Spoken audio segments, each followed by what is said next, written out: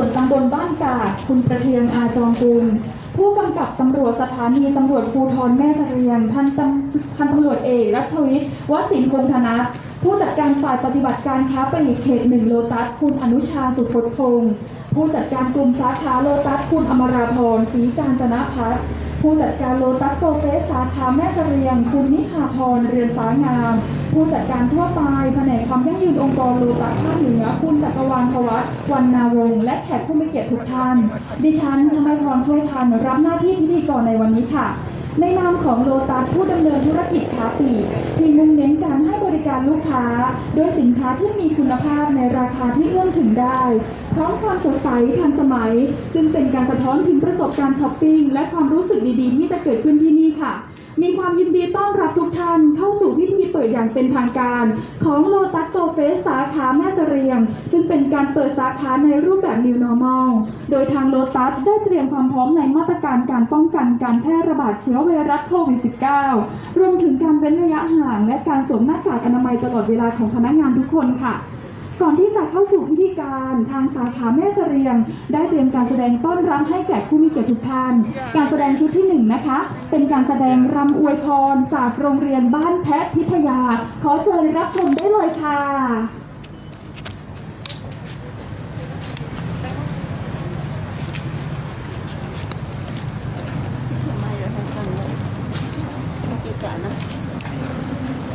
ตามได้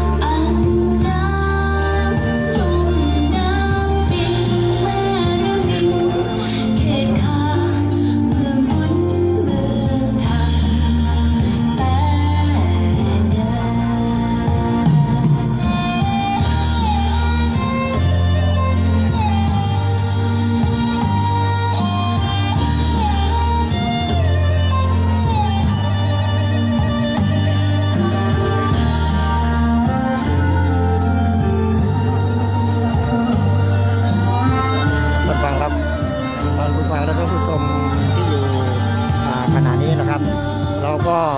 มาเปิดที่โลตัสความรู้สึกดีๆที่โลตัสแม่เสรียงนะครับในวันนี้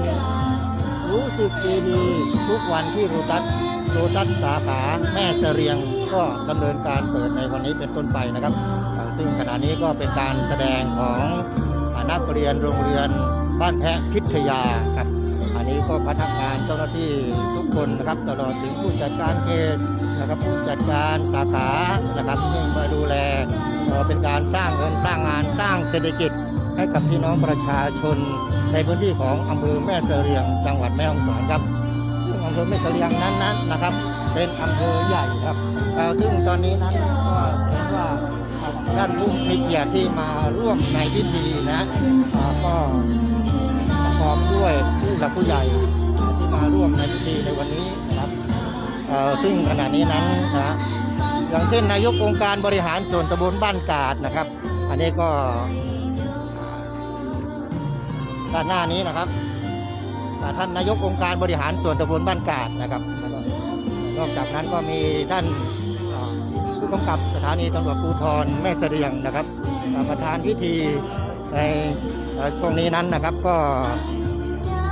วันนี้ได้ปลัดอำเภอนะครับเป็นตัวแทนของท่านนายอำเภอแม่เสลียงครับนายสังคมคัดเชียงแสนนะครับก็ได้มอบให้ปลัดอำเภอมาเป็นตัวแทนนะครับในวันนี้นะครับการแสดงที่ได้ชมอยู่ในขณะนี้เป็นการแสดงของโรงเรียนบ้านแพทย์พิทยาตำบลบ้านกาดอำเภอแม่เสลียงจังหวัดแม่ฮ่องสอนครับได้จบลงนะครับในช่วงนี้ครับขอเสียงปรบมือให้กับโรงเรียนบ้านแพทย์พิทยาด้วยค่ะการแสดงชุดที่2ค่ะเป็นการแสดงจากทีมงานค่ะของโลตัสขอเชิญรับชมได้เลยค่ะ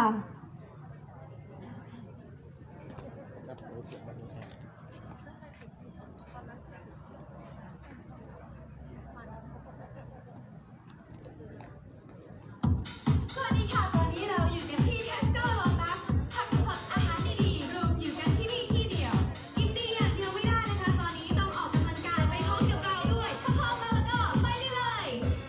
มะระแตงกวาผักสดผักชีล้านลาเห็ดสดหอมหัวใหญ่ใช้ข้าวมะเขือวราข้าวกล้องชิ้นค่ะกระเทียมพริกไทยล้านลาอันใหญ่อันเป็นลูกใหญ่ๆกินแล้วร่างกายล้านลายกแขนขึ้นมามีตัวใส่แอวล้านลา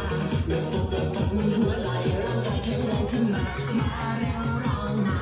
ดูแลตัวเองละลากินผักแอลดีคู่กันไปร่างกายจะได้ละลา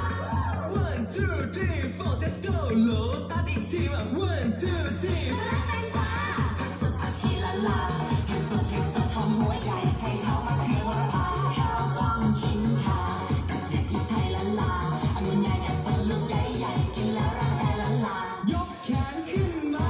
มีตัวใส่แอลละลาเดินตบมือหัวไหล่ร่างกายแข็งแรงขึ้นมาเร็วเรานาดูแลตัวเองละลากินผักแอลดีคู่กันไปร่างกายจะได้ละลา One two three four let's go let's go let's go โลตัส ขอเสียงปรบมือด้วยค่ะเรียกได้ว่าเป็นการแสดงที่สวยงามทั้ง2การแสดงเลยนะคะ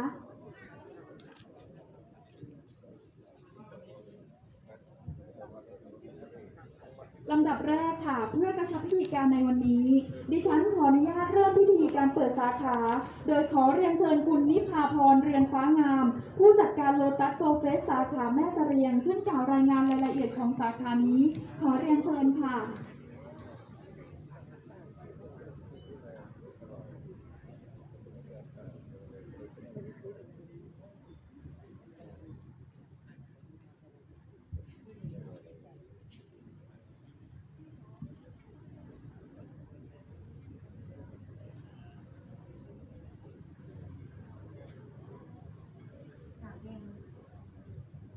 กราบเรียนท่านปลัดอำเภอแม่เสลียง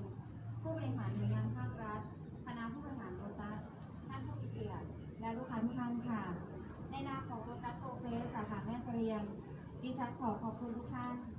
ที่ให้เกียรติมาร่วมในพิธีเปิดโลตัสโกเฟสสาขาแม่เสลียงอย่างเป็นทางการในวันนี้โลตัสโกเฟสสาขาแม่เสลียงเป็นอีกทางเลือกหนึ่งในการจับจ่ายใช้สอยที่สะดวกสบายและครบวงจรให้กับลูกค้าที่พักอาศัยในอำเภอแม่เสลียงจังหวัดแม่ฮ่องสอนรวมถึงลูกค้าที่อาศัยอยู่ในบริเวณใกล้เคียงซึ่งนอกจากจะมีสินค้าที่หลากหลายให้เลือกแล้วเรายังมีบริการอื่นๆที่ครบครันเพื่อความสะดวกให้แก่ลูกค้าทุกท่านค่ะโลตัสโกเฟสสาขาแม่เสลียงมีพื้นที่ใช้สอยทั้งสิ้น 1,260 ตารางเมตรซึ่งเป็นพื้นที่ขายมากกว่า 676 ตารางเมตรมีสินค้าที่ตอบสนองความต้องการของลูกค้ามากกว่าไม่ว่าจะเป็นสินค้าอุปโภคบริโภคและอาหารสดของใช้ในชีวิตประจำวันซึ่งใช้ไฟฟ้าผลิตภัณฑ์เพื่อสุขภาพและความงามเราได้จัดเตรียมที่จอดรถ ไว้รองรับรถยนต์ถึง 49 คัน และรถจักรยานยนต์อีก 25 คันค่ะ รวมทั้งได้จัดระบบจราจรเข้าออกห้าง ให้สามารถถ่ายเทได้สะดวกและรวดเร็ว ในด้านการให้บริการค่ะ เรามีพนักงานไว้คอยบริการลูกค้าทั้งหมด 27 คน เป็นคนในท้องถิ่นและจังหวัดใกล้เคียง และทุกคนได้รับการปลูกฝังให้มอบการบริการที่ดีที่สุดแก่ลูกค้า ภายใต้พันธสัญญาของเรา ในการช่วยให้ลูกค้ารู้สึกดีๆทุกวันที่โลตัสด้วยความมุ่งมั่นตั้งใจเพื่อทำให้โลตัสแห่งนี้ เป็นแหล่งรวมการจับจ่ายใช้สอยให้กับประชาชนในเขตอำเภอแม่เสรียงและบริเวณใกล้เคียงเรามีนโยบายและร่วมสร้างสรรค์ชุมชนผ่านกิจกรรมต่างๆ อาทิเช่น การมอบทุนกับโครงการอาหารดีที่ให้น้องให้กับนักเรียนในเขตอำเภอแม่เสรียงในวันเปิดสาขาในวันนี้ และการเข้าร่วมในกิจกรรมสำคัญต่างๆ ของชุมชนค่ะ ทั้งในด้านการศึกษา การกีฬา สาธารณสุข และการรักษาสิ่งแวดล้อม ตลอดจนการสาธารณสุขต่างๆ ให้มากที่สุดเท่าที่จะทำได้โลตัสโกเฟสสาขาแม่เสรียงแห่งนี้จะรักษาไว้ซึ่งความเป็นเลิศและมาตรฐานในทุกด้าน เช่นเดียวกับโลตัสสาขาอื่นค่ะ และดิฉันหวังเป็นอย่างยิ่งว่าโลตัสโกเฟสสาขาแม่เสรียงจะได้รับการสนับสนุนจากท่านตลอดไป สุดท้ายนี้ดิฉันขอขอบคุณท่านประธานในพิธี ท่านผู้บริหารโลตัส ผู้บริหารจากส่วนราชการ องค์กรเอกชน และพี่น้องชาวอำเภอแม่เสรียงทุกท่าน ขอบคุณค่ะ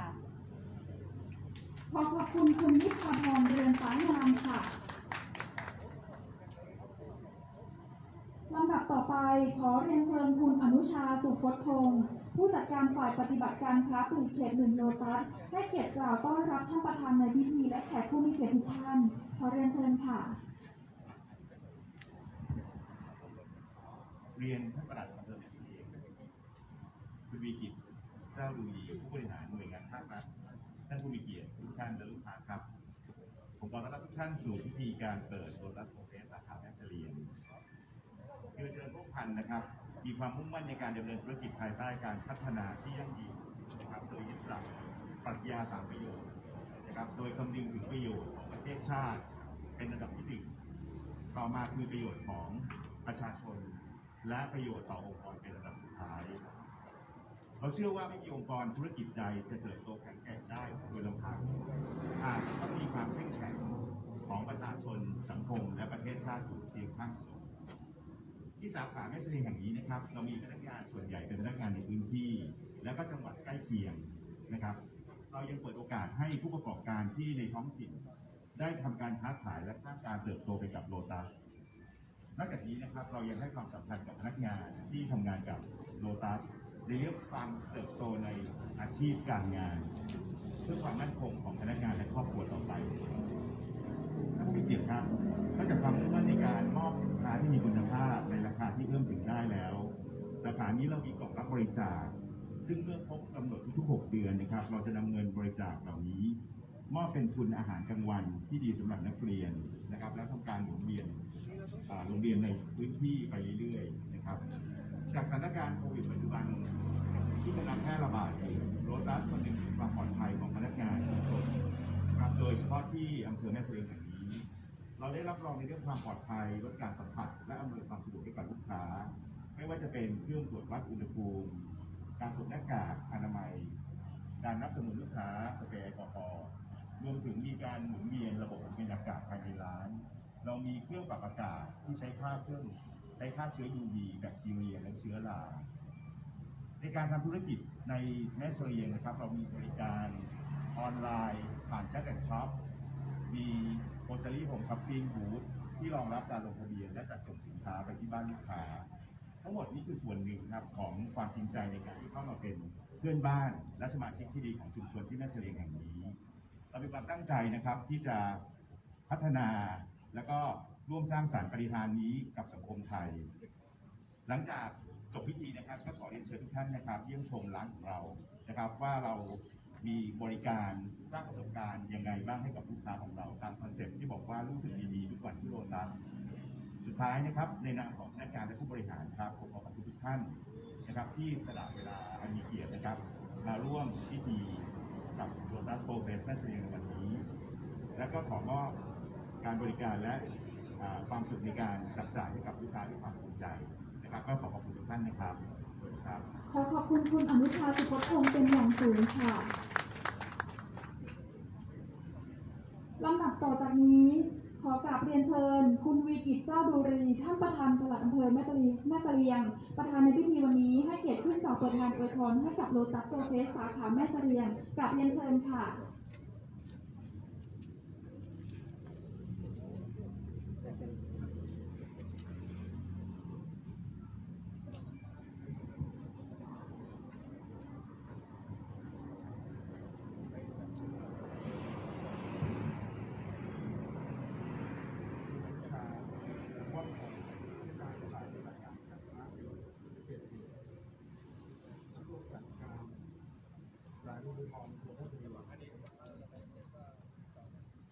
นายกองค์การบริหารส่วนตำบลบ้านกาด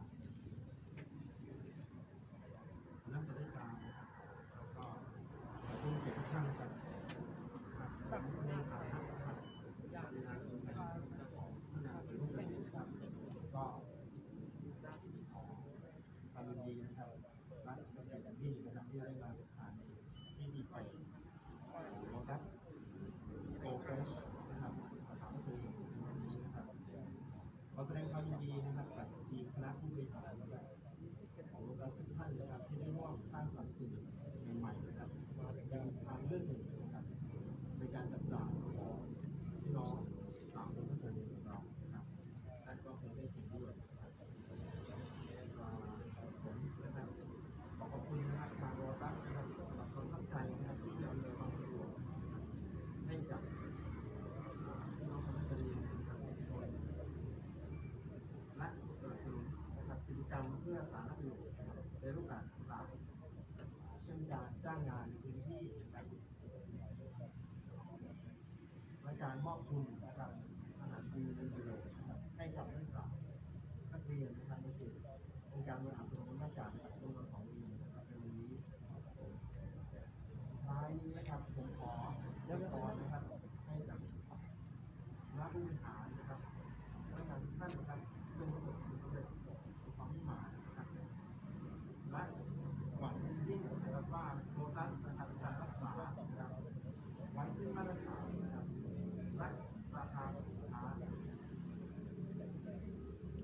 และความเป็นใสนะครับต่อสุขภาพจริงจังนะครับเพื่อสาธารณประโยชน์และความหวัง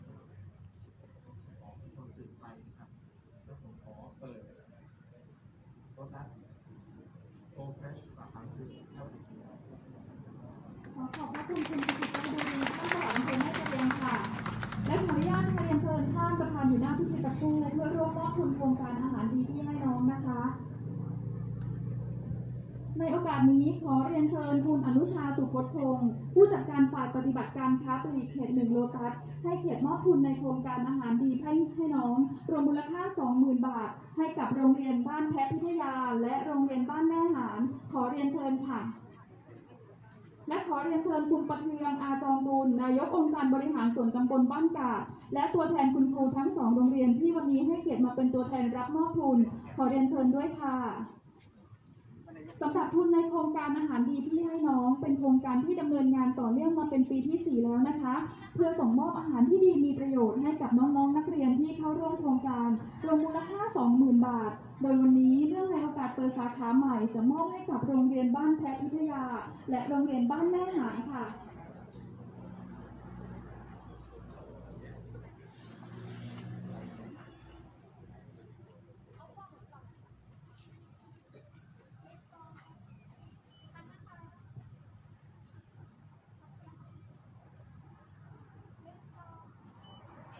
ขอขอบคุณท่านผู้บริหารทุกท่านเป็นอย่างสูงค่ะ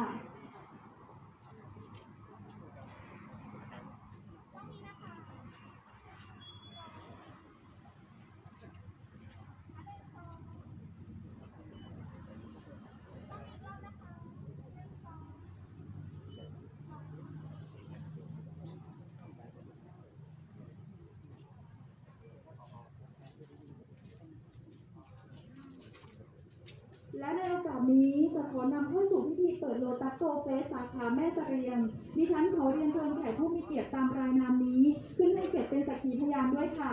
ท่าน านปลัดอำเภอแม่เสรียงคุณมีกิจเจ้าดูรีท่านประธานในพิธีวันนี้นายกองค์การบริหารส่วนตำบลบ้านกาดคุณประเทืองอาจองกูลผู้กำกับตำรวจสถานีภูธรแม่เสรียงพันตำรวจเอกรัฐวิทย์วสินพงษ์ธนัทผู้จัดการฝ่ายปฏิบัติการค้าปลีกเขต 1โลตัสคุณอนุชาสุคตพงศ์ผู้จัดการกลุ่มสาขาโลตัสคุณอมราพรศรีกาญจนพัฒน์ผู้จัดการโลตัสโกเฟสสาขาแม่เสรียงคุณนิพาพรเรือนฟ้างามขอขอบพระคุณทุกท่านนะคะที่ให้เกียรติมาร่วมเปิดโลตัสโกเฟสสาขาแม่เสรียงในวันนี้ค่ะ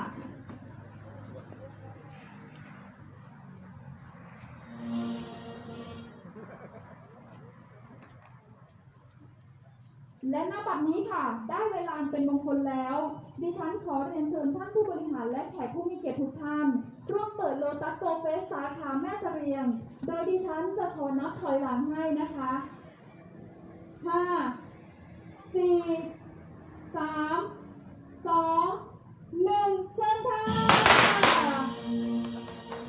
ขณะนี้ก็ได้เปิดตัวอย่างเป็นทางการแล้วนะคะกับโลตัสโกเฟสสาขาแม่เสรียงภายใต้คอนเซ็ปต์รู้สึกดีๆทุกวันที่โลตัสดิฉันขอเรียนเชิญทุกท่านเข้าเยี่ยมชมด้านในได้เลยค่ะ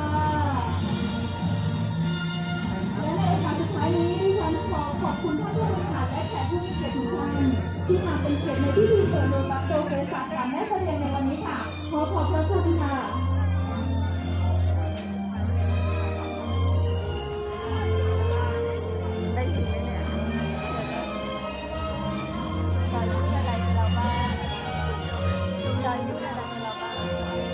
พูดแล้วไม่ได้มีอะไรมีแค่เสียงดนตรี เสียงดนตรีใส่เข้าไปข้างใน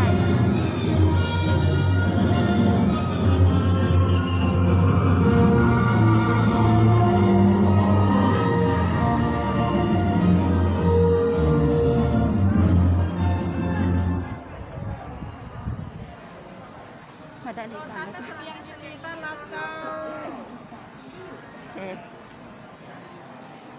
คุณผู้ชมเจ้า ตอนนี้ก็พิธีเปิดอย่างเป็นทางการเรียบร้อยแล้วนะเจ้า โดยท่านปลัดวีกิจ แล้วมีการมอบทุนการศึกษาให้กับนักเรียน2โรงเรียนด้วยกัน โดยมีตัวแทนคุณครูจากโรงเรียนนะเจ้า ตอนนี้ภายในโลตัสเปิ้นฮ้องโลตัสเฟสโกนะเจ้ากำลังเข้าเยี่ยมชมเข้าจับจ่ายซื้อเข้าของสินค้านะเจ้าคุณผู้ชมสามารถพิมพ์ข้อความเข้ามาได้นะเจ้าอยากจะเฮาปาไปส่วนไหนของโลตัสนะเจ้ามีผู้จัดการจากส่วนกลางนะเจ้าคุณอนุชาคุณจักรวาลและผู้จัดการสาวประจำสาขาใหม่ใหญ่กว่าเดิมนี้นะเจ้าชื่อคุณน้องพึ่งสักกรรมก็เดียวข้าเจ้าจะปาไปอู้จ๋าแล้วก็แนะนำในส่วนของผู้จัดการสาขารวมถึงท่านผู้ใหญ่ที่มาเปิดกิจกรรมในวันนี้นะเจ้าคุณผู้ชมจะเห็นว่าในส่วนของการขายอาหารสดบัดนี้แปลงเหมือนในข่าวที่เขาดูเนาะอันนี้ปีกไก่กิโลละ83เจ้า65 83 69บอกแปลงยังติกึดนะเจ้าน่องตีสะโพกกิโลกรัมละ65 บาทเต้าอันนะเจ้าปีกไก่บน76 บาทเนาะอันนี้อกไก่กิโลกรัมละ75นะเจ้าคุณผู้ชม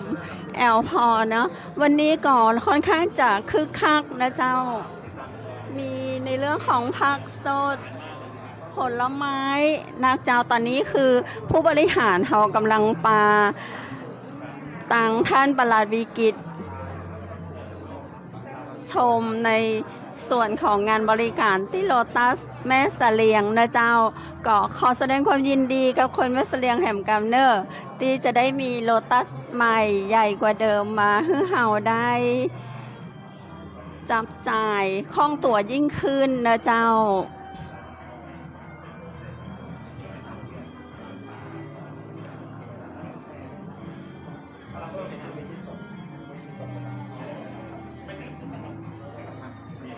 แล้วก็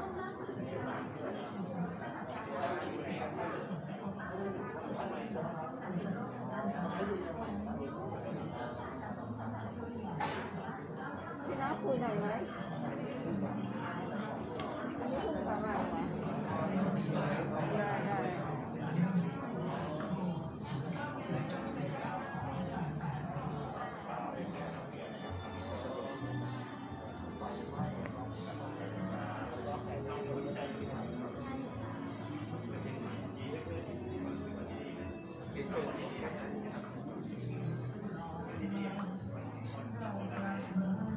ันนี้จะในเรื่องของโซนเทสแต่ว่าร้านนี้ก็เป็นเรื่องของธุรกิจใช่ครับหมายถึงว่าของโซนที่มาจากเนื้อสัตว์มีเนื้อใช่ครับ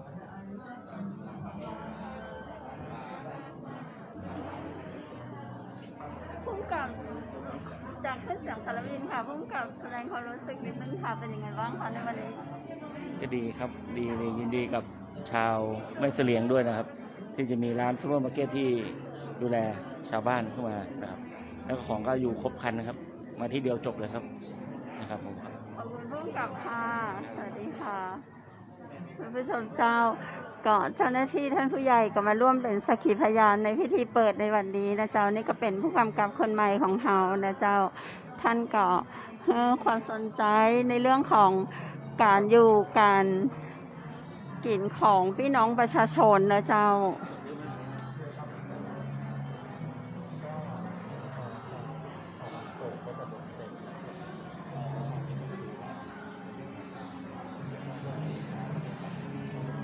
เดี๋ยวเขาจะไปตังคุณครูสองท่านที่ได้ฮับทุนนะเจ้าได้นี่คุณครูเจ้าขออนุญาตได้นะเจ้าของคุณครูจากโรงเรียนอย่างไรเจ้า บ้านแม่หานค่ะ บ้านแม่หานี่ได้รับทุนจาก ได้รับทุนจากรถตัส10,000 บาทค่ะ เป็นอาหารกลางวันเพื่อน้องค่ะค่ะ จะเป็นโครงการที่เพิ่นมีไปแล้วมั้งคะเจ้าอันนี้เป็นการสนับสนุนร่วม ใช่ค่ะ เป็นการสนับสนุนจากรถตัสค่ะ รู้สึกยังไงพ่องเจ้า รู้สึกดีใจแล้วก็รู้สึกขอบพระคุณในความเมตตาของทางโลตัสนะคะ เพราะว่าเด็กที่ไม่หาเนี่ยส่วนใหญ่แล้วจะเป็นเด็กยากจนพิเศษค่ะ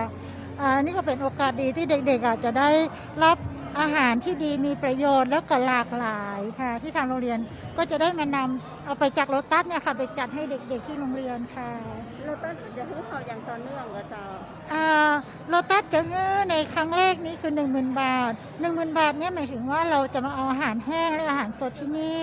ตามที่โลตัสจัดให้นะคะ แล้วก็ว่าก็จะมีว่าในต่อไปนะก็จะมีการระดมทุนเจ้าแล้วก็เปิ้นจะขยายให้ทุนโรงเรียนอื่นๆต่อไปในอำเภอแม่เสลียงของเราเจ้าแม่หานก็คง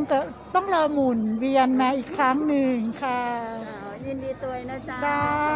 จ้าขอบคุณ เจ้าเจ้าคุณผู้ชมวันนี้เป็นอันนี้ก็เป็นการแสดงของน้องๆจากแม่หานกับเจ้าอ๋อมันแทนวิทยานำมาร่วมกิจกรรมเจ้าคุณผู้ชมถ้าถุงเหมือนกันเลยถ้าถุงเหมือนพิธีกรเลยถ้าถุงเหมือนพิธีกรเลยถ้าผมบอกว่าเป็นพิธีกรอ๋อถ้าผมบอกว่าเป็นพิธีกรจะบอกว่าเป็นมาแสดงกับน้องๆทีมเดียวกันเลยทีมเดียวกันเลยเชิญใครเข้าร่วมถ่ายภาพนิ่งเราอยู่ไหนอะสุริยาถ่ายภาพนิ่งอะได้โทรหาได้ปะ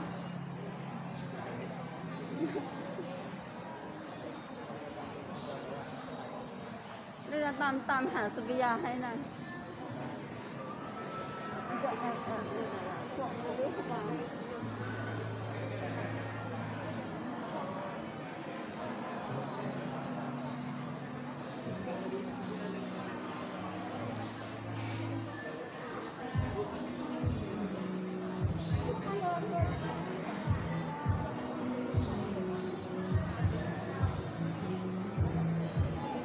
สวัสดีค่ะ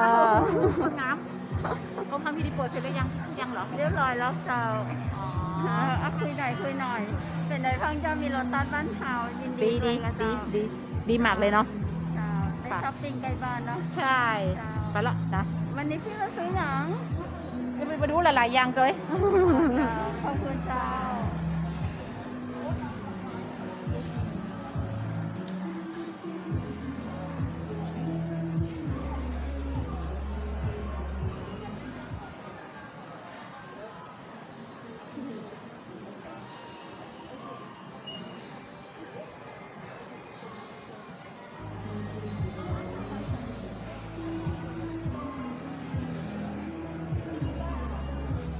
ยามีไหนวะ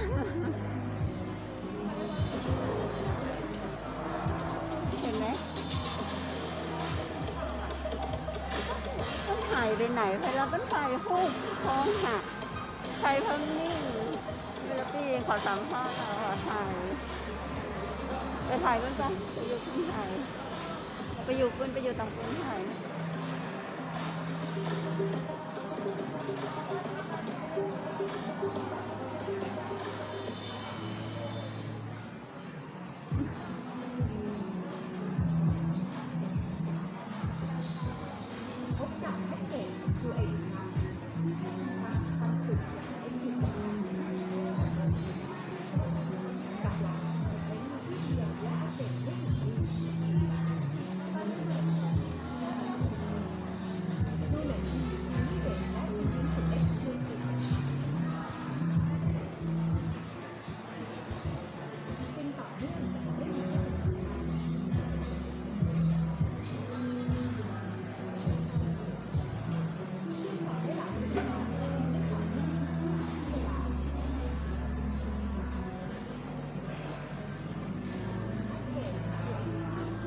ไปอยู่ด้านนู้นได้เห็นของ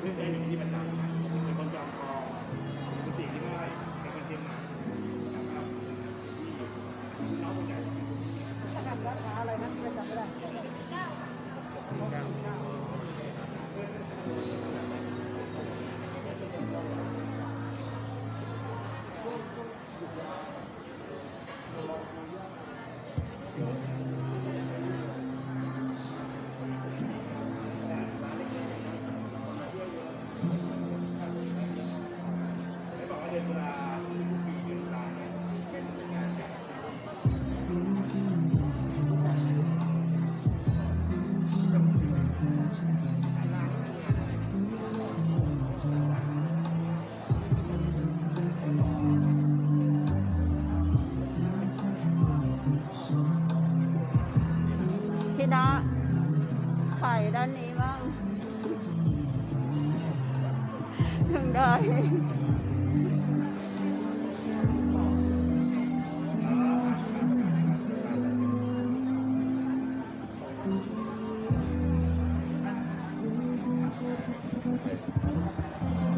ก็จะออกไปแล้วเหรอคะ ก็คุยหน่อยสิถึงพี่น้องประชาชนบ้านเรารู้สึกยังไงบ้างคะ ก็เป็นทางเลือกอีกทางหนึ่งนะครับสำหรับพี่น้องชาวอำเภอแม่เสลียงของเรานะครับที่เรามีทางเลือกนะครับที่สามารถจับจ่ายใช้สอยได้นะครับแล้วก็หลากหลายขึ้นนะครับในระบบของการค้าขายเราปฏิเสธไม่ได้นะครับในการมีอยู่การค้าขายระบบใหม่นะครับแต่ให้ดูในเรื่องของผลประโยชน์นะครับที่ได้รับกับชาวแม่เสลียงมากกว่านะครับก็ขอให้พี่น้องนะครับมาลองมาดูนะครับมาเลือกจับจ่ายสินค้าที่นี่ดูนะครับก็ไว้เป็นทางเลือกหนึ่งเนาะขอบคุณครับ ขอบคุณค่ะสวัสดีค่ะน้องพึ่งนอนสิคะน้องพึ่งก่อนก็ได้คุณติ๋มใช่ไหมคะสวัสดีค่ะคุณติ๋มเป็นเป็นผู้จัดการกลุ่มหรือผู้จัดการเขตที่ดูแลสาขานี้ค่ะค่ะก็ค่ะยังไงบ้างคะหลังจากทำพิธีเปิดวันนี้แล้ว ก็รู้สึกดีใจเนาะที่แบบว่าเราแบบมีสินค้าต่างๆหลายๆอย่างหลายๆรายการมาคอยบริการชาวแม่เสลียงทุกท่านเนี่ยค่ะก็หวังว่าเราจะได้รับการตอบรับจากชาวแม่เสลียงค่ะอยากฝากอะไรถึงพี่น้องประชาชนชาวแม่เสลียงก็อยากให้ชาวอำเภอแม่เสลียงนะคะเข้ามาใช้บริการกันเยอะๆนะคะของเรามีสินค้าหลากหลายเลยไม่ว่าจะเป็นสินค้าอุปโภคบริโภคสินค้าอาหารสดอาหารทะเลแล้วก็มีสินค้ากลุ่มสินค้าเครื่องใช้ไฟฟ้าเสื้อผ้าค่ะคือมาที่เนี่ยรับรองว่าครบถูกแล้วก็มีสินค้าและบริการที่ยินดีต้อนรับชาวแม่เสลียงทุกคนเลยค่ะเมื่อกี้เห็นเรามีทุนการศึกษาให้ด้วย ใช่ค่ะที่นี่เราจะมีตู้รับบริจาคซึ่งในแต่ละปีเนี่ยเราก็จะหมุนเวียนให้กับเด็กๆหรือโรงเรียนหรือหน่วยงานต่างๆค่ะในอำเภอแม่เสลียงค่ะแล้วก็จะวนสับเปลี่ยนกันไปค่ะ ขอบคุณคุณติ่งค่ะ ค่ะยินดีนะคะขอบคุณค่ะ มีใครคุณอนุชาคนไหนคะคุณจักรวาล คุณจักรวาลเป็น ไปก่อนก็ได้ คุณจักรวาล จักรวาลไหมคะเอาด้านนี้ค่ะจะได้มองเห็นสวยๆค่ะคุณจักรวาลเป็นใครนะคะแนะนำตัวนิดนึง ครับ สวัสดีครับ ผมจักรวาล ทวัฒน์วรรณวงศ์นะครับ เป็นผู้จัดการฝ่ายความยั่งยืนองค์กรของโลตัสภาคเหนือครับ ก็จะดูแลเรื่องของประเด็นความยั่งยืน เรื่องของ CSR นะฮะ แล้วก็เรื่องของการประสานงานหน่วยงานภาครัฐ รวมทั้งการสื่อสารองค์กรด้วยครับ ก็เราก็ยินดีครับที่เราได้มาเปิดตลาดการค้านะครับที่อำเภอแม่เสลียงจังหวัดแม่ฮ่องสอนถือว่าเป็นอำเภอใหญ่มาก แล้วก็เราได้รับการตอบรับจากลูกค้าเป็นอย่างดีนะครับรวมทั้งพี่น้องประชาชนรวมทั้งหน่วยงานราชการที่เกี่ยวข้องนะครับให้การสนับสนุนให้ความอนุเคราะห์กับทางโลตัสเป็นอย่างดีเยี่ยมเลยครับ มีเรื่องทุนการศึกษาด้วย จะเป็นทุนโครงการอาหารกลางวันครับโครงการอาหารดีพี่ให้น้องนะครับซึ่งถือว่าเราได้คัดสรรอาหารที่มีประโยชน์ต่อสุขภาพนะฮะสมทบทุนในส่วนของโครงการอาหารกลางวันให้กับทางโรงเรียนนะครับซึ่งจะมีในส่วนของโรงเรียน2โรงเรียนที่มารับมอบในวันนี้โรงเรียนละ 10,000 บาทนะครับก็จะเป็นทุนที่โรงเรียนสามารถมาเลือกสรรอาหารที่มีประโยชน์ไม่ว่าจะเป็นอาหารสดหรือว่าเป็นอาหารแห้งนะครับเพื่อเอาไปประกอบในการปรุงอาหารให้กับนักเรียนนะครับในขณะเดียวกันเนี่ยทางสาขาเองก็จะได้มีการตั้งกล่องรับบริจาคให้กับลูกค้านะครับสำหรับสมทบทุนโครงการอาหารกลางวันเช่นเดียวกันนะครับซึ่งในชั้นแรกเนี่ยก็คงจะเป็นโรงเรียนที่อยู่ในเขตอบต.ที่เราตั้งอยู่ก็คืออบต.บ้านกาดนะครับแล้วก็ในลำดับต่อไปในเทอมต่อไปก็อาจจะมีการหมุนเวียนในโรงเรียนในพื้นที่ต่อไปครับเพื่อให้สมทบในเรื่องของลูกค้าที่ต้องการสนับสนุนเรื่องของโครงการอาหารกลางวันให้กับน้องๆนักเรียนครับผมครับ ในพื้นที่นี้คือในพื้นที่อำเภอแม่เสลียง ใช่ครับในอำเภอแม่เสลียงทั้งหมด จะขยายไปแบบสมเมยแม่ละน้อยอะไรไหมครับ อ๋อจริงๆเราต้องการโฟกัสมาในพื้นที่เป็นอันดับแรกก่อนนะครับแต่ในอนาคตเนี่ยเดี๋ยวเราก็จะมีสาขานะของโลตัสที่ไปเปิดในอำเภอนะฮะใกล้เคียงซึ่งโอกาสต่อไปเราก็คงจะได้มีส่วนร่วมในการสนับสนุนนะครับกิจกรรมที่แล้วก็อาหารที่มีประโยชน์ต่อสุขภาพนักเรียนในลำดับต่อไปครับ ฝากคุณจักรวาลประชาสัมพันธ์ถึงพี่น้องประชาชนของเราหน่อยค่ะ ครับก็ขอกราบเรียนพ่อแม่พี่น้องชาวอำเภอแม่เสลียงนะครับแล้วก็อำเภอใกล้เคียงเนาะว่าถ้าเกิดท่านต้องการจะมาจับจ่ายซื้อของนะครับสินค้าราคาที่เอื้อมถึงได้นะครับที่โลตัสของเรานะครับอำเภอแม่เสลียงนั้นมีสินค้าที่เป็นสิ่งอำนวยความสะดวกนะฮะที่ใจสอยในชีวิตประจำวันของทุกๆท่านนะครับที่ยินดีที่จะให้การรับการบริการนะครับแล้วก็เรามีสิ่งที่ตอบสนองความต้องการของท่านได้นะครับขอเรียนเชิญสาขาเปิดซิงวันนะครับที่อำเภอแม่เสลียงครับผมครับ วันนี้เราเปิดกี่โมงถึงกี่โมงนะคะ เปิดตั้งแต่เช้าจนถึงเวลาเปิดทำการนะครับครับ ขอบพระคุณเจ้า ครับ สวัสดี ขอบคุณครั เจ้า บ มีคุณจักรวาลใช่ไหมคะ คุณอนุชาสัมภาษณ์หรือยังครับ คุณจักรวาลใช่ไหม คุณอนุชาสัมภาษณ์หรือยัง ก็คุณอนุชายังค่ะ น้องเพื่อนผู้จัดการสาขา ค่ะมุมไหนมุมไหนน้องพวกเราถูกไหมเขามันจะซ้ำมุมด้านที่พี่เพชรบอกด้านนี้พี่เพชรสวยน้องพึ่งกับสวยจังด้านนี้ค่ะอู้เมืองเลยค่ะเจ้าเมืองได้เลยเจ้าแนะนำตัวเองก่อนค่ะสวัสดีค่ะชื่อนิพาพรเดือนฟ้างามนะคะชื่อเล่นว่าชื่อพึ่งนะเจ้าก็ตำแหน่งผู้จัดการโลตัสสาขาแม่เสลียงค่ะเป็นคนจำตองนะเจ้าค่ะก็มาใส่อยู่ที่อำเภอแม่เสลียงขอฟังเนื้อฟังตัวนะเจ้าก็คนแม่เสลียงตัวนะคะสำหรับวันนี้นะคะก็เป็นพิธีเปิดเนาะโลตัสสาขาแม่เสลียงนะคะซึ่งวันนี้เนี่ยเราได้รับเกียรตินะคะจากหน่วยราชการเนาะองค์การเอกชนนะคะแล้วก็ท่านผู้มีเกียรติต่างๆนะคะที่มาเป็นเกียรติในวันนี้นะเจ้าตอนนี้ก็เปิดยังเป็นทางการแล้วนะคะสำหรับโลตัสสาขาแม่เสลียงขอเชิญพี่น้องนะเจ้าแม่เสลียงนะคะจังหวัดแม่ฮ่องส อนจากอำเภอใกล้เคียงทุกท่านเลยนะคะมาใช้บริการที่โลตัสสาขาแม่เสลียงนะเจ้าเรามีพนักงานหลายคนบริการลูกค้านะคะวันนี้นะพร้อมนะคะที่จะให้บริการลูกค้าสินค้ามากมายหลายรายการรวมไปถึงสินค้าโปรโมชั่นต่างๆต้อนรับคุณลูกค้าเลยเจ้าค่ะอย่างใดก็เรียนเชิญนะคะที่โลตัสสาขาแม่เสลียงของเรานะเจ้าขอบคุณค่ะขอบคุณเจ้า เห็นมีมอบทุนการศึกษาด้วย อ๋อค่ะใช่ค่ะวันนี้ก็จะมีมอบทุนนะคะการศึกษาให้กับน้องๆนะคะนักเรียนในเขตในเขตอบตของอบตบ้านกาดเจ้าวันนี้กับมี2โรงเรียนค่ะจะเป็นโรงเรียนบ้านแพทย์พิทยานะคะแล้วก็เป็นตัวแทนของโรงเรียนบ้านหานเจ้าโรงเรียนแม่หานขออภัยนะคะจากอบตบ้านกาดของเราค่ะเจ้า อยากประชาสัมพันธ์อะไรถึงพี่น้องประชาชนบ้านเรา ก็เรียนเชิญนะเจ้าเรียนเชิญนะคะวันนี้ก็เรียนเชิญมาใช้บริการและเจ้าทั้งของใช้นะคะอุปโภคบริโภคต่างๆเนาะนะคะสินค้าอาหารสดค่ะเครื่องใช้ภายในบ้านหลังบูธของน้องพึ่งนี่ก็จะมีนะคะในส่วนของบูธ True นะเจ้าไข่ที่ขาดโทรศัพท์มือถือนะคะตอนนี้ True 5G ของเรานะคะก็มาเปิดให้บริการที่นี่แล้วนะเจ้าถ้าอย่างใดก็เรียนเชิญได้ค่ะเจ้าวันนี้นะคะเปิดให้บริการตั้งแต่6 โมงเช้านะเจ้าไปจนถึง3 ทุ่มหรือว่า9 โมงเมื่อคืนนะเจ้า ขอบคุณ ค่ะ ผู้จัดการ เจ้าค่ะขอบคุณค่ะขอบคุณเจค่ะขอบคุณค่ะขอบคุณค่ะ น้องพึ่งแล้วก็คุณอะไรนะคุณตัวใหญ่ๆคุณอนิชาน้องพึ่งพาไปไหน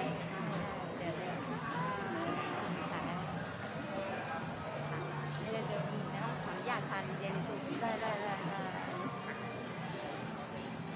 ประชาชนสัมพันธ์ประชาชนนะ โดนนั่นเลยไหมไปหาเลย น้องดีกว่าน้องๆก็น่ารักเนาะ ที่ไหน ขอโทษ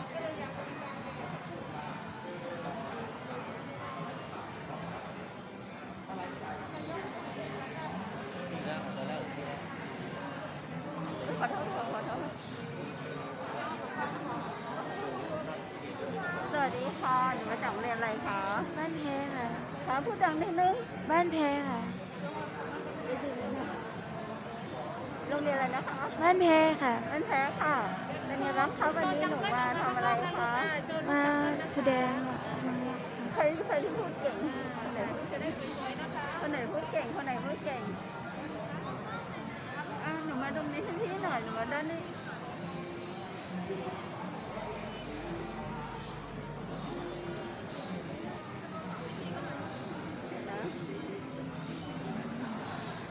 เดี๋ยวนะหนูอย่าเพิ่งไปกันยืนอยู่ตรงนี้แป๊บนึงนะคะหนูคุยกับพี่หน่อยเดี๋ยวดูกล้องที่พี่นีก่อนเรียกพี่ยาลุงดอยบอกสุปิยาถ่ายรูปสุปิยา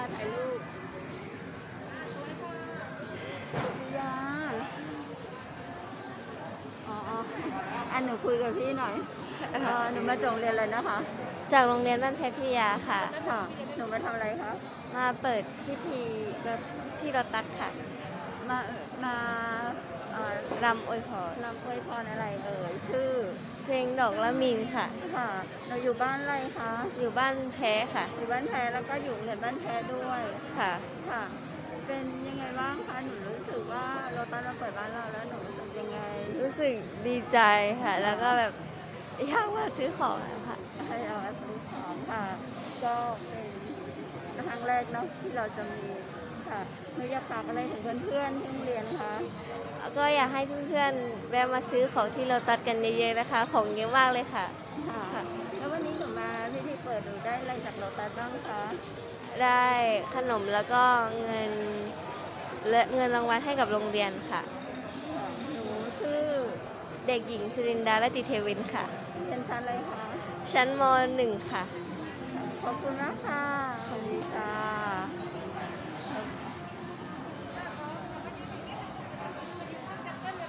พี่สุนีเดี๋ยวขอคุยกับพี่เดี๋ยวสัมภาษณ์พี่สุนีได้นะ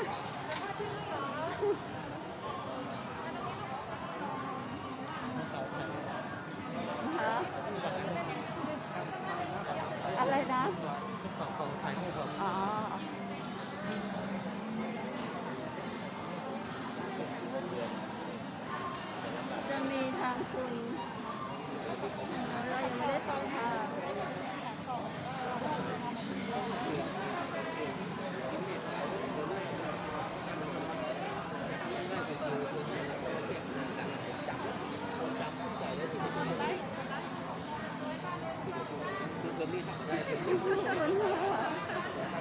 คุณครูไหมเป็นคุณครูใช่ไหมคะคุณครูแล้วเป็นนักแสดงใช่ไหมคะเดี๋ยวขออนุญาตถามคุณครูเดี๋ยวสวัสดีค่ะ ค่ะสวัสดี จากโรงเรียนอะไรนะคะ โรงเรียนบ้านเพชรพิทยาค่ะ คุณครูชื่อ นัตยาจันแสนค่ะ คุณครูนำนักเรียนมาร่วมแสดงความยินดีในวันนี้ เป็นการแสดงอะไรคะคุณครู ชุดดอกระมิงค่ะ ค่ะ เราได้อะไรจากการมาร่วมกิจกรรมกับโลตัสในวันนี้บ้างคะ ก็ได้พาเด็กๆนะคะมาได้รับประสบการณ์ใหม่ๆนะคะ แล้วก็ได้ชมสิ่งที่เขาไม่เคยเห็นนะคะ ค่ะ ก็ได้ประสบการณ์ที่ดีกลับไปแล้วก็ไปเล่าให้เพื่อนๆฟังนะคะ แล้วก็ให้เด็กได้กล้าแสดงออกค่ะ ค่ะ แล้วเราได้อะไรจากโลตัสบ้างคะ ได้สิ่งดีๆเยอะเลยค่ะ ค่ะ แล้วก็ได้มันมีสินค้าหลายตัวที่แปลกใหม่นะคะที่ค่ะที่น่าสนใจอยู่ค่ะค่ะ คุณอยากฝากอะไรถึงประชาชนบ้านเราเชิญค่ะ ค่ะก็อยากจะฝากนะคะทุกท่านมาเยี่ยมชมโลตัสนะคะสาขาใหม่ที่บ้านเรานะคะมีของเยอะมากๆเลยค่ะค่ะ ขอบคุณคุณครูค่ะสวัสดีค่ะ สวัสดีค่ะ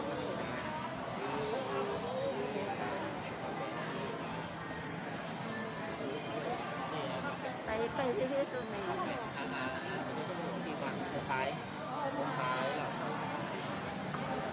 พี่สุนีได้หรือยัง จะสัมภาษณ์พี่ด้วยเหรอจะสัมภาษณ์พี่ด้วยเหรอ นิดนึงค่ะ ค่ะ สวัสดีค่ะ ค่ะ นี่นะคะสุนีศรีแก้วคงค่ะ เป็นผู้จัดการฝ่ายบุคคลนะคะที่ดูแลในเขตพื้นที่ของแม่เสลียงค่ะ ค่ะ เป็นไงบ้างคะโลตัสวันนี้ วันนี้ดีค่ะ เป็นพิธีเปิดเป็นอะไรที่ราบรื่นมากเลยนะคะ ลูกค้าให้ความสนใจนะคะ แล้วก็ที่ดีที่สุดเลยนะคะ คนในท้องถิ่นของเรานะคะของแม่เสลียงเองน้องๆได้มีงานทำที่อยู่ใกล้บ้านค่ะ ไม่ต้องเข้าเมืองนะคะ อยู่ใกล้บ้านสะดวกที่สุดแล้วนะคะ และเรามีสวัสดิการที่ดีให้กับพนักงานด้วยนะคะ เห็นมีมอบทุนด้วยอะค่ะ มอบทุนให้กับทางโรงเรียนของ2โรงเรียนในเขตพื้นที่อะค่ะนะคะ ซึ่งปกติโลตัสจะมีแบบนี้ประจำอยู่แล้วนะคะ ที่เราจะมอบทุนการศึกษาคืนให้กับน้องๆในท้องถิ่นของเราอะนะคะ พี่สุนีอยากฝากอะไรถึงประชาชน ค่ะอยากให้ทุกคนนะคะไว้วางใจกับเทสโก้กับโลตัสของเรานะคะ มาใช้บริการที่โลตัสของเรานะคะ เปิดกี่โมงกี่โมง เปิด9 โมงนะคะค่ะค่ะวันนี้เราเปิด9 โมงเช้าเนาะแต่ปกติทั่วไปเราจะเปิดตั้งแต่6 โมงเช้าเลยค่ะนะคะ6 โมงเช้าเราเริ่มเปิดอย่างเป็นทางการนะคะจนกระทั่งถึง4 ทุ่ม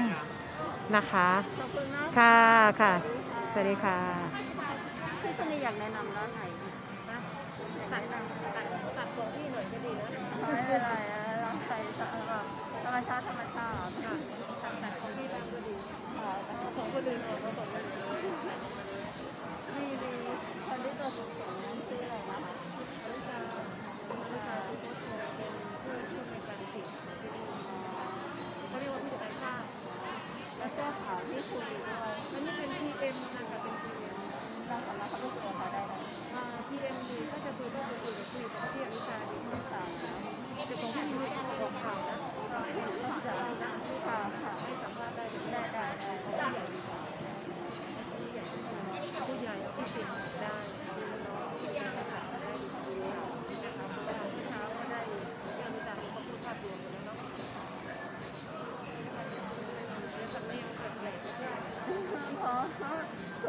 คุยได้ดีอยู่อันนี้ของทานอะไรคะกาแฟชากาแฟได้นะคะค่ะได้เลยจดได้เลยค่ะไม่เป็นไรเดี๋ยวทำงานก่อนได้แล้วเดี๋ยวทำงานก่อนของคุณพี่ได้มาด้วยกันไหมมาด้วยกันฟังได้นะคะให้ถ่ายความดีของใครลูก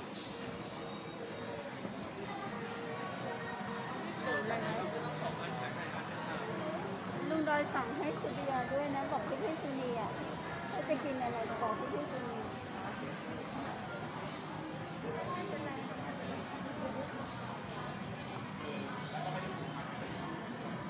ไข่ผลไม้ก่อน ผลไม้กันน่ากินมากเลยนะเจ้าคุณผู้ชม ราคาก็บ่แพงเนาะเหมือนในตลาด แต่ว่าอันนี้น่าจะได้คุณภาพที่ดีกว่าเพราะว่าสด อยู่ในห้องแอร์โลตัส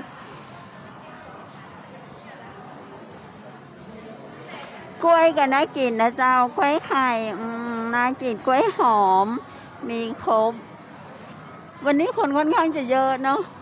เปิดใหม่คุณผู้ชมทักมาได้นะเจ้าอยากคือ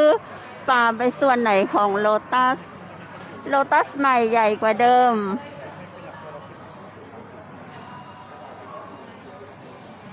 ผลไม้คัดคุณภาพส่งตรงจากสวนได้มาตรฐานโอ้โหผักออร์แกนิกสวัสดีค่ะจะคุยกับคุณอนุชาแนะนำตัวนิดนึงค่ะครับสวัสดีครับผมอนุชาสุพจน์พงศ์นะครับก็ดูแลในส่วนของภาคเหนือตอนบนนะครับก็ดูแลที่แม่ฮ่องสอนเชียงใหม่ลำพูนแล้วก็ที่พะเยาครับยินดีเรียนเชิญนะครับคนชาวแม่เสลียงทุกท่านนะครับมาจับจ่ายที่โลตัสโกเฟสของเรานะครับแล้วก็ถ้ามีอะไรที่อยากให้เราปรับปรุงหรืออะไรที่อยากให้เราบริการเพิ่มชาวโลตัสยินดีนะครับยินดีที่จะรับฟังคำติชมนะครับครับก็ขอเรียนเชิญทุกท่านนะครับตอนนี้เราคิดว่าโลตัสเรามีอะไรดีคะที่โลตัสเนี่ยนะครับเราอย่างแรกเนี่ยสินค้าอาหารสดที่เรามาที่นี่ครับเป็นสินค้าที่1มีคุณภาพนะครับแล้วก็สดใหม่แล้วก็ผ่านระบบการตรวจสอบทั้งในเรื่องของคุณภาพของทั้งเรื่องของความสดเนี่ยจากส่วนกลางนะครับแล้วก็มีการเช็คอยู่สม่ำเสมอนะครับรวมถึงสินค้าที่มาในร้านของเราเนี่ยก็เป็นสินค้าที่มีคุณภาพนะครับในราคาที่เอื้อมถึงได้นะครับก็อยากจะเรียนเชิญลูกค้านะครับประชาชนชุมชนได้เลยจากการเปิดโลตัสวันนี้คะอย่างแรกนะครับอย่างแรกที่ผมรู้สึกดีมากๆคือได้เดินคุยกับน้องๆที่ทำงานที่นี่เนี่ยส่วนใหญ่เนี่ย90% นะครับเป็นคนในพื้นที่นะครับแล้วก็ถามน้องๆว่าปกติเขาทำอะไรน้องๆบางคนก็ช่วยที่บ้านทำสวนนะครับบางท่านก็เคยทำงานเป็นลูกจ้างอบต.หรือลูกจ้างชุมชนผมก็ถามว่าน้องๆรู้สึกยังไงที่มาที่นี่เขาบอกเขาดีใจนะครับแล้วก็อยากจะอยู่ที่นี่นานๆซึ่งก็เป็นนโยบายของเราที่อยากจะได้น้องๆหรือคนในท้องถิ่นนะครับอย่างแรกเนี่ยนอกจากเรื่องรายได้แล้วคือประสบการณ์ฮะมาตรฐานในเรื่องของการทำงานการบริหารธุรกิจน้องๆก็จะได้เรียนรู้ไปกับโลตัสด้วยนี่คือสิ่งที่ดีครับเห็นมีทุนมอบทุนการศึกษาครับสำหรับเรื่องการทุนการศึกษาเนี่ยเป็นนโยบายของบริษัทอยู่แล้วนะครับว่าเราไปที่ชุมชนไหนเนี่ยเราก็ต้องเป็นส่วนหนึ่งของชุมชนนะครับเราก็จะมีตู้รับบริจาคนะครับแล้วก็บริจาคให้กับโรงเรียนหมุนไปเรื่อยๆนะครับทุกๆ6เดือนทุกๆ6เดือนนะครับรวมถึงถ้าที่ไหนมีอยากให้เราช่วยเหลือยินดีก็สามารถที่ติดต่อเรามาได้เราก็จะมีส่วนกลางนะครับที่มีงบประมาณในการที่สนับสนุนชุมชนด้วยครับอยากฝากอะไรเพิ่มเติมไหมคะครับก็เรียนเชิญนะครับเรียนเชิญทุกท่านนะครับอยากให้ลองมาสัมผัสดูนะครับแล้วก็มีอะไรดีไม่ดีก็ติชมนะครับอยากให้เราทำอะไรเพิ่มก็ยินดีนะครับขอต้อนรับสู่ Lotus Go Fest สาขาแม่เสลียงครับขอบคุณครับสวัสดีค่ะขอบคุณนะครับขอบคุณค่ะสวัสดีค่ะคุณผู้ชมเจ้าก็เดี๋ยวข้าเจ้าจะพาไปช้อปปิ้งอันดับแรกถ้าเราจะช้อปปิ้งนะเจ้าเราต้องมารถเข็นนะเราต้องไปเอารถเข็นคนก็ได้เอารถเข็นอยู่ข้างนอกใช่เดี๋ยวที่นี่เราจะมีรถเข็นถ้าแบบช็อปตัวจริงเลยอะไรอย่างเงี้ยจะมีรถเข็นนะครับรถเข็นน่ารักด้วยรถเข็นใหม่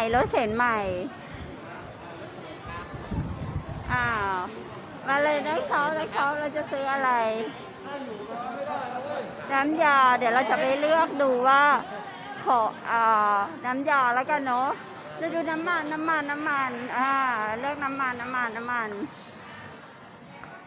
โอ้โหน้ำมันรับส่วนลดทันที50 บาทเมื่อซื้อสินค้าร่วมรายการครบ500ตัวไหนดีอันนี้ก็ไม่แพงนะคุณผู้ชม95 บาทข้าเจ้าอันนี้เลยน้ำมันมะพร้าว95 บาทน้ำมันเพื่อสุขภาพแล้วสุดยอดพาดูก่อนเลยพาดูที่ว่าไข่สั่งที่ว่าไข่สั่ง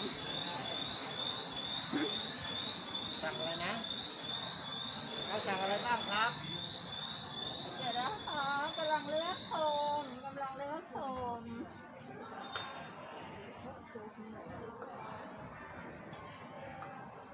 ฝั่งโน้นมีปลากระป๋องเอาปลากระป๋องไหมรสดีอ่ะรสดี นี่รสดีอันนี้คือโจ๊กเหรอ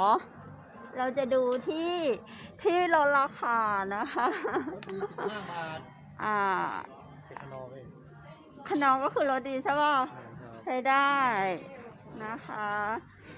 คุณผู้ชมอยากได้อะไรเดี๋ยวดีเจซื้อไว้ฝาก ไข่ก็มีทั้งนี้ ไข่ไหมไข่ช่วงนี้จะราคาสูงนิดนึงถ่านเนาะเราจะซื้อถ่านอังคาราย ถ่านอังคารายช่างเราสั่งมา มีวิตามินซีด้วยเหรอ มีครบเลยเจ๊ได้อะไรบ้างคะได้เยอะแยะเลย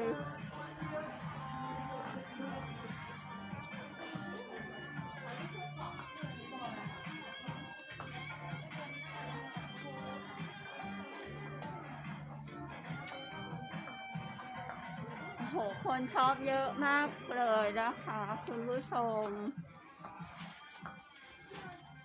เพราะว่าวันนี้อาจจะเป็นวันเปิดวันแรกด้วยก็ได้ค่ะ แล้วเราก็จะมีสินค้าเยอะมาก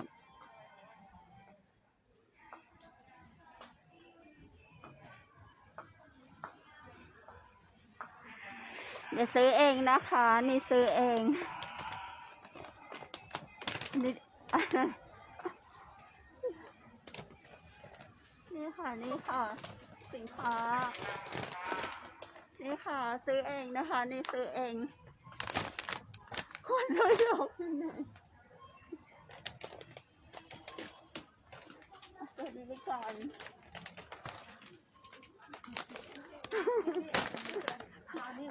ยกมาเ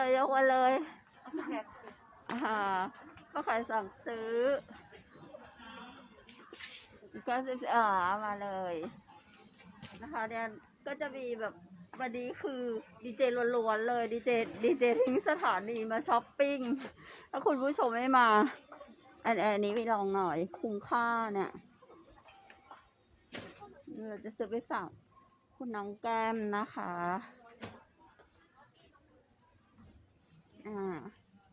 สุภยาเหมาอันนี้ เอาอันอีกนู่นไงล้างห้องน้ำวันนี้ขึ้นสังสารวินเราจะเหมาแล้วนะคะเราจะเหมาแล้วก็มีอะไรอีกในนี้ในกระเป๋าในกระเป๋าจะมีโอยที่ว่าซื้อกระเป๋าพี่อยู่เนี่ยกระเป๋าผ้า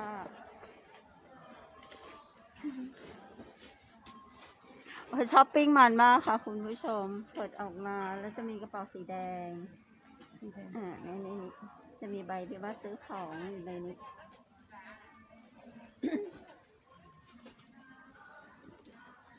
ถ่านจะมีแบบถ่านอังคารายเนี่ยโอยเล็กนี่โอยเล็กไปซื้อไว้ก่อนดูว่ามีอะไรอีกที่เรายังขาดเหลืออยู่ไหนดูซิ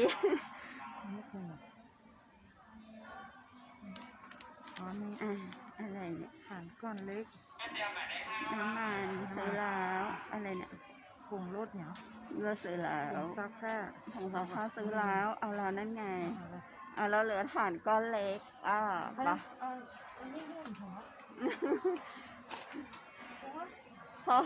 พอเดี๋ยวให้มาไปผงชุดเล็กถ่านก้อนเล็ก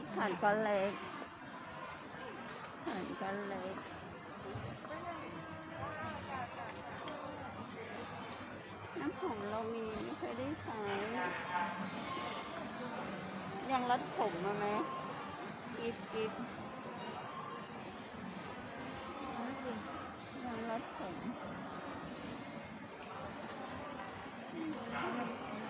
เอาไม่ได้เนี่ยมันมีหนังยางรัดไว้เลยละอันนี้ บาท ดูราคาก่อนนะคุณผู้ชม มีไหมมีคลิปน่ารักไหม เอาก่อนนะ พิมพ์นิดเดียวอ่ะไม่เอาปะเลยดูฐาน เหลือฐานอัลคาไลน์ขอโทษค่ะ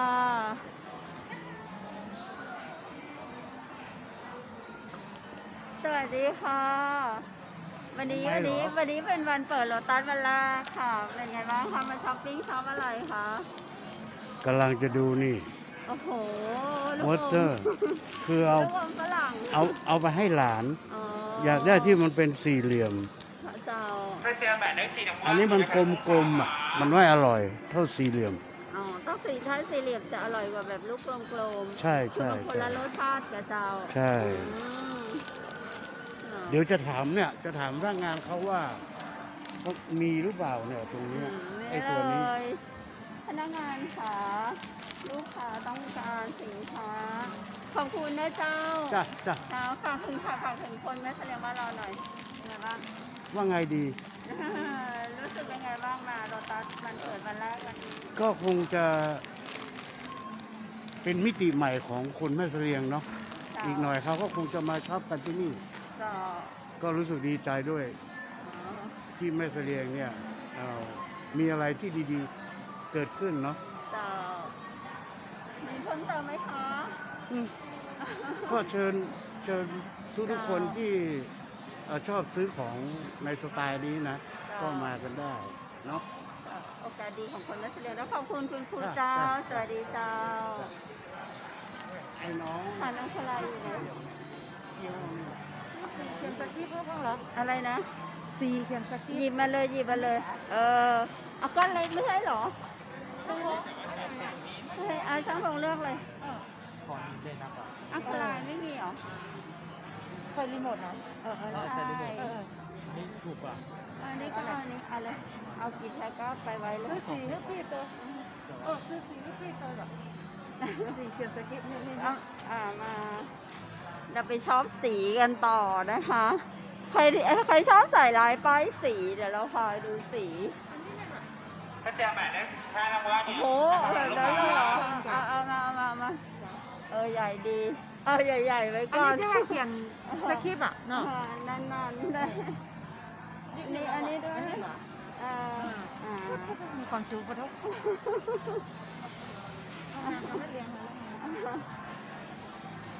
ต้องการอย่างไร อันหยิบนี่เขาจะให้เราฟรีอันเขาให้ฟรีเลยได้หยิบเลย ก็เทคมันจะ มีเยอะแยะเลยที่กระดาษนี่เอาเลยเนาะ ใช่ A4 ไหมเนี่ย ต้องให้ช่างดูถูกไหม นี่อันนี้กับกระดาษนี่อ่ะอันนี้ เท่ากันไหม อันนี้ไม่หรอก ไม่ทำไมดูสูงจัง สูงกันเดิมนะ A4 โอเคเนาะเอา99แหละประหยัดดี มีสีที่แม่นักมด เอาไป2แพ็คเลยไหมมีอยู่กับ2แพ็ค มดพอดีครับ เนื้ออะไรหมด เอว หมดกับเรานักช็อปตัวจริง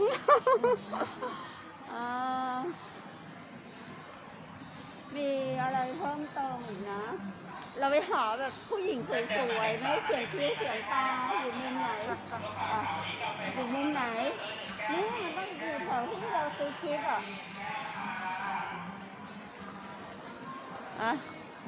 มุมเดี๋ยวเราจะ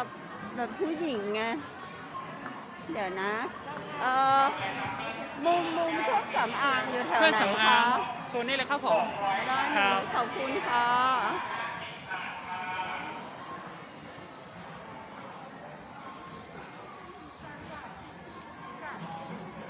นี่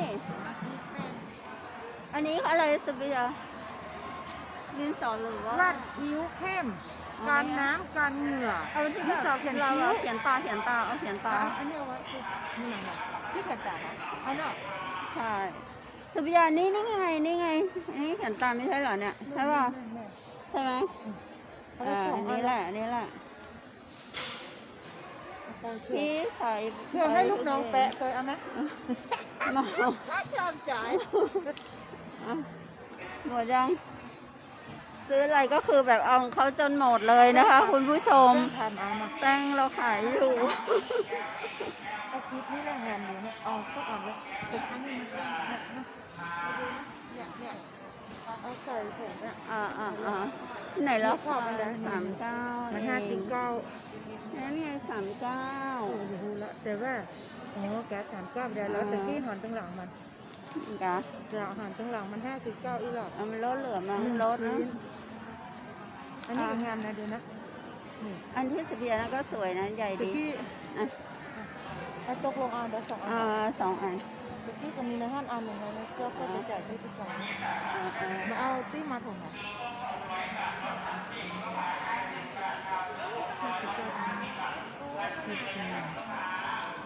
ยิบงานก่อน เอาก่อน มันใหญ่ไปน่าเล็กค่ะ อะไรเพิ่มเติมไหมมีอย่างอื่นไหมหลอดไฟราคา มัน นี่ไหนล่ะ ราคา อันนี้ไม่ใช่หลอดไฟหรอ ใช่ครับ อะไรสั่งสุดเบียร์ซื้ออยู่ น่าจะมีดอกบัวครับ ไปเอาไปดูค่ะสุดยารถเข็นมาด้วยสุดยาเราจะไปดูเครื่องไฟฟ้ากันนะคะ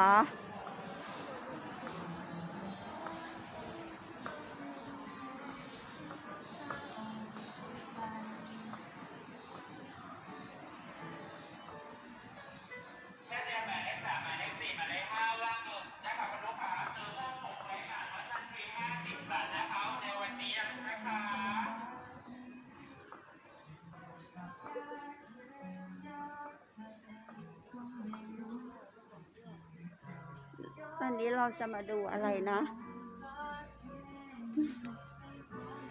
หลอดไฟฟ้า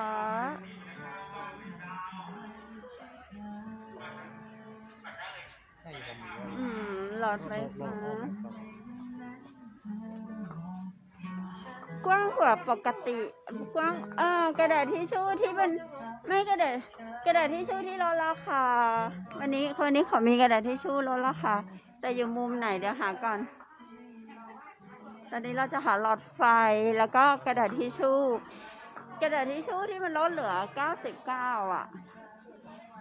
ไหนนะหมดแล้วมั้งนี่ป่ะเห็นไหมไม่ใช่นะมันจะต้องเป็นหลอดใหญ่ต้องเป็นกล่องใหญ่ที่ช่วยนะที่กล่องใหญ่ที่ลดราคานี่ไง193อันนี้ถูกอันนี้ถูกกว่าอีกสุเบียถูกกว่า89เอาไป2 แพ็คแหละเราซื้ออะไรนี่คือเป็นหมดเลยนะคะ คุณผู้ชมถ้าไปตรงนั้นเนี่ย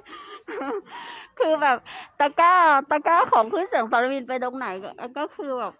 สินค้าตรงนั้นหมดทันที ไม่รู้ว่าดีเจจะซื้อไปทำอะไรเนาะ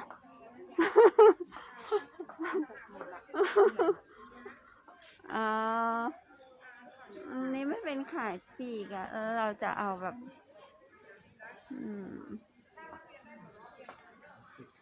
ไปส่งนี่มันเป็นปีกไงมันเป็นขายปีกอันเล็ก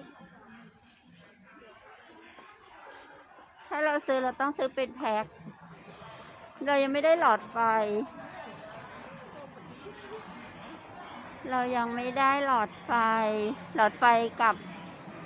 กับอะไร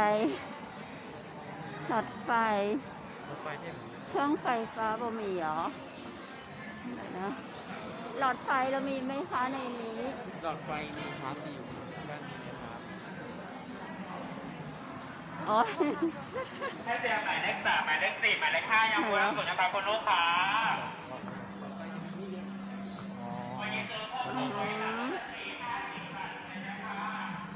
มีถูกสุดก็99 95แต่หลอดไฟ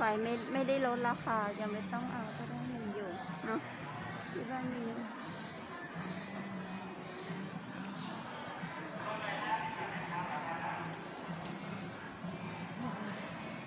อืม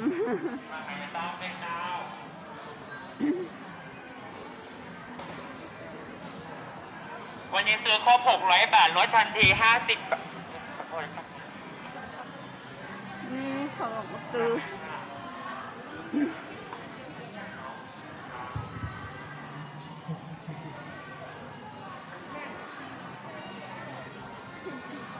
เห็นนะเนี่ยจะสัมภาษณ์คนเนี่ย เอาไปเลย เดี๋ยวพี่จะเสร็จแล้วสัมภาษณ์ให้พี่หน่อย โอ้โหหยิบกันจากตรงไหนโอ้โหเนี่ยวันนี้เป็นไงบ้างคะเปิดกิจการใหม่โลตัสแม่เสลียง รู้สึกได้ไงวันนี้ก็แฮปปี้ดีลูกค้านะคะก็แฮปปี้ดีค่ะเพราะสาขาโกเฟสแม่เสลียงก็เป็นสาขาใหม่ของแม่ฮ่องสอนในของแม่เสลียงเนี่ยค่ะยังไงก็ฝากชาวพ่อแม่พี่น้องชาวแม่เสลียงอำเภอศพเมยแม่ลาน้อยหรืออำเภอใกล้เคียงนะคะฝากไมแอลที่โรตัสโกเฟสสาขาแม่เสลียงกำเจ้าเปิดตั้งแต่เช้าไปถึง3 ทุ่มเลยค่ะมีทุกอย่างหมดเลยค่ะมีหมูเห็ดเป็ดไก่กุ้งหอยปูปลาของสดของใหม่ของเฮาถ้าบอกนะคะมีของสดใหม่ทุกวันค่ะแล้วก็โรตัสของเราจะมีโปรต่างๆนะคะมากมายของเพื่อนพี่น้องเจ้าแต่แรกนี้นะคะมาแอลมาชมมาดูสินค้าของเรามีมากมายหลายไอเทมเลยเจ้าก็วันนี้ค่ะเป็นฉลองเปิดสาขาใหม่นะเจ้าซื้อครบ600 บาทลดทันที50 บาทเจ้าแล้วก็เรามี7รายการไอเทมต่างๆนะเจ้าลดมากมายเลยเจ้าวันนี้ค่ะเจ้าขอบคุณค่ะเจ้าได้ฟังฝ่ายประชาสัมพันธ์ของโลตัสเป็นที่เรียบร้อยแล้วนะเจ้าคุณผู้ชมอยากติดตามตรงไหนของโลตัสก็คอมเมนต์เข้ามานะเจ้าสำหรับการไลฟ์สดในวันนี้ของคลื่นเสียงสารวินก็คงจะต้องลาคุณผู้ชมเต้าอี้กันเนอร์ถ้าจะได้ก็เดี๋ยวข้าเจ้าจะขอเดี๋ยวเราต้องถ่ายดูจ่ายตังค์ด้วยเนาะแล้วก็เดี๋ยวออกไปแล้วก็ถึงจะลาคุณผู้ชมเดี๋ยวติดตามอีกนิดนึงคุณผู้ชมจะได้ดูการชำระเงินแบบง่ายๆสบายๆกับโลตัสแม่เสลียงเดี๋ยวเราจะไปเข้าคิวรอจ่ายตังค์เลยนะเจ้า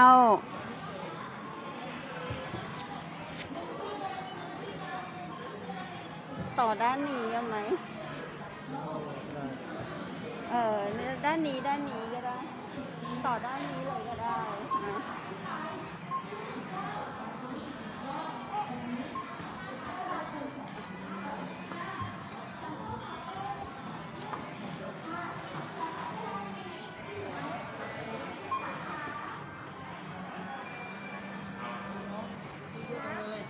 ดีมากเลยนะ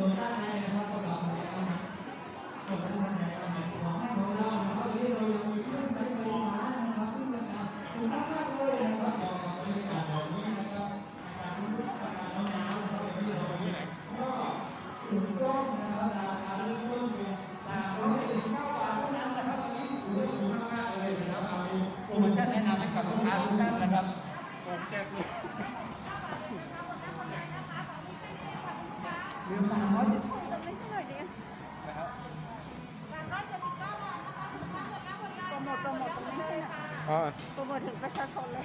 ครับผมวันนี้นะครับฝากไปถึงลูกค้าทุกท่านนะครับที่อยู่ทางบ้านด้วยนะครับวันนี้เรามีเครื่องใช้ไฟฟ้านะครับเพียง379 บาทเท่านั้นนะครับมาพบกับโปรโมชั่นดีๆที่โลตัสโกเฟสของเรานะครับวันนี้เหมาะในส่วนของสินค้าแผนกเครื่องใช้ในครัวเรือนของใช้ในครัวเรือนของเรานะครับวันนี้ไลโก้เทปของเราลดราคาเหลือเพียง102 บาทเท่านั้นนะครับปกติ152 บาทนะครับลูกค้าที่อยู่ทางบ้านนะครับลูกค้าที่อยู่ทางบ้านแวะเข้ามาชมกันได้เลยนะครับกับโปรโมชั่นดีๆนะครับหรือในส่วนของผมซักฟอกนะครับวันนี้เรามีเป้านะครับซูเปอร์ที่จัดโปรโมชั่นเฉพาะโลตัสโกเฟสของแม่เสลียงเราเท่านั้นนะครับวันนี้164 บาทลดราคาเหลือเพียง97 บาทเท่านั้นนะครับลูกค้าที่แม่บ้านพ่อบ้านนะครับที่กำลังมองหาผมซักฟอกนะครับพี่น้องที่อยู่ชาวแม่เสลียงนะครับที่อยู่ทางบ้านนะครับ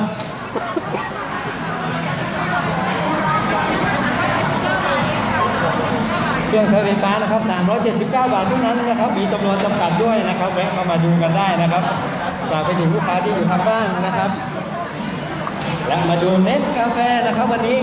99 บาทลดเหลือเพียง85 บาทเท่านั้นนะครับสามารถเลือกดูเลือกชมกันได้นะครับ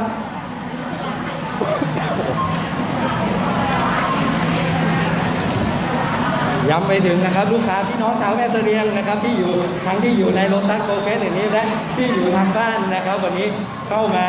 แวะเยี่ยมชมนะครับมาดูสินค้าหลากหลายมากมายรายการในส่วนของ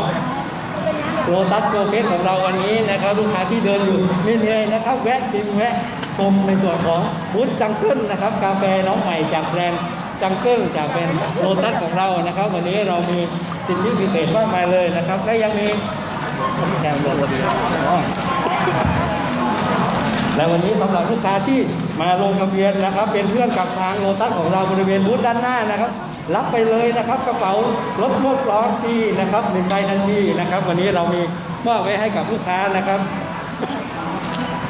ย้ำกันอีกครั้งนะครับว่าฟรีสำหรับกระเป๋ารถโลกล้อนะครับเพียงแค่ด้านเดินเข้ามาแล้วมาลงทะเบียนที่จุดลงทะเบียนในบูธด้านหน้าของเรานะครับค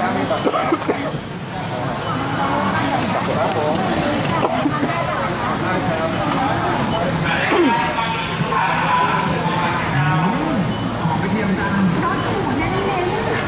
ต้องได้เลยว่าลูกค้านะครับอยู่ข้างอยู่ด้วยกันได้เลยนะครับไม่มีการที่มีการหาเขาเลยนะครับ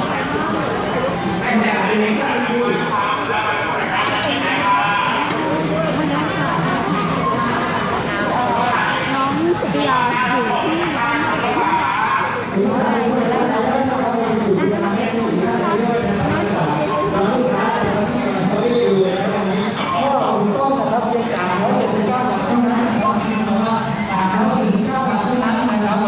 สำหรับพี่น้องชาวแม่เสลียงที่ลงมาเลยนะครับมอบให้หนังมาวันนี้เดี๋ยวตัวสินค้าด้านในนะครับเรายังมีด้วยให้ท่านมากมายหลากหลายรายการเลยนะครับอย่างนี้นะครับเดินเข้ามาที่ช้อปปิ้งที่โลตัสแม่เสลียงวันนี้นะครับลงทะเบียนด้านหน้านะครับรับกระเป๋ารถตัวจอดกับที่คุณป้านะครับ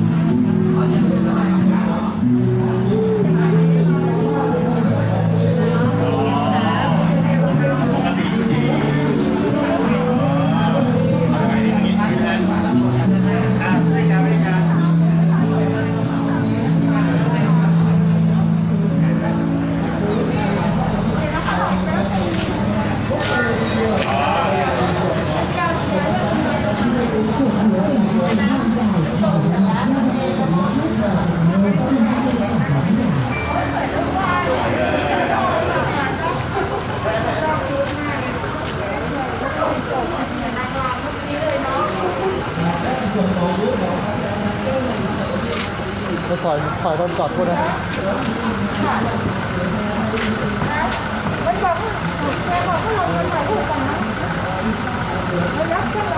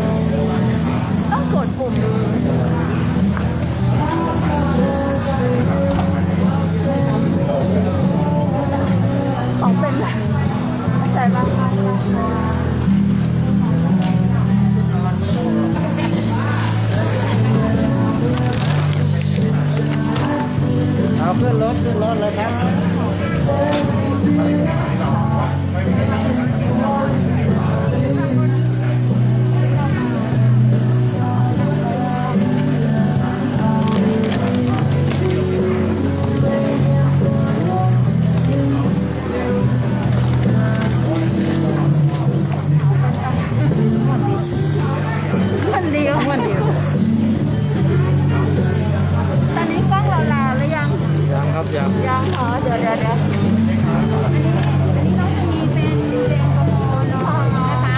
ก็ให้กับทางนะคะต้องขอโทษด้วยฝากน้องอย่างเราใส่เพื่อน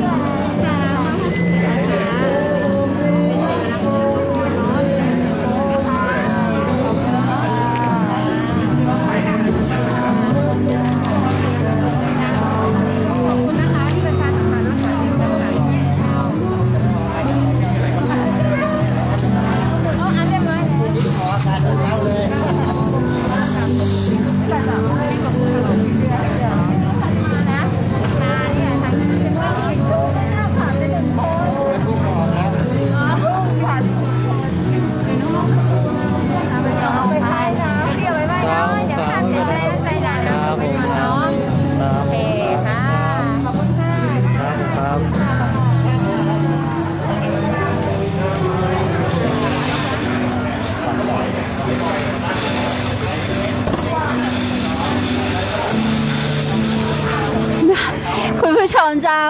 วันนี้ก็ม่วนขนาดเลยกับการช้อปปิ้งโลตัสใหม่ใหญ่กว่าเดิมนะเจ้าของเจ้าแม่เสลียงเจอนะเจ้าเปิ้นเปิดตั้งแต่เวลา 6 โมงเมื่อเจ้าจนถึง 3 ทุ่มอย่างตีข้าเจ้าไปสัมภาษณ์ผู้บริหารหลายๆท่านนะเจ้าเขาก็ได้ห้ามหูว่าชุมชนบ้านเฮาได้มีการพัฒนาที่ดียิ่งขึ้นนะเจ้าในการมาการค้าการขายในครั้งนี้บ่เพียงแค่จะมาให้พี่น้องประชาชนได้เพิ่มความสะดวกสบายเต้าอ้านนะเจ้าเปิ้นยังมีกองทุนที่จะมอบให้กับโรงเรียนต่างๆนะเจ้าหากว่าโรงเรียนไหนเนาะที่ต้องการทุนอาหารกลางวันก็ยื่นโครงการมาตังโลตัสแม่เสลียงสาขาใหม่นี้ได้นะเจ้าเปิ้นจะหมุนเวียนไปช่วยเหลือแต่ละโรงเรียนให้ทั่วถึงตึงอำเภอแม่เสลียงเลยเจ้าวันนี้ตั้งทีมงานขึ้นเสียงสารวินก็ขอขอบคุณจะนักนะเจ้าตีเป็นกำลังใจให้การในการมาไลฟ์สดให้ชมในพิธีเปิดของงานโลตัสแม่เสลียงเจ้าเป็นห้างแรกห้างใหม่ห้างใหญ่เจ้าเพิ่มความสะดวกสบายให้กับพี่น้องประชาชนของเฮาข้าเจ้าดีเจคำเพลลาคุณผู้ชมไปก่อนนะเจ้าเดี๋ยวปากันใหม่ในโอกาสต่อไปสำหรับวันนี้สวัสดีเจ้า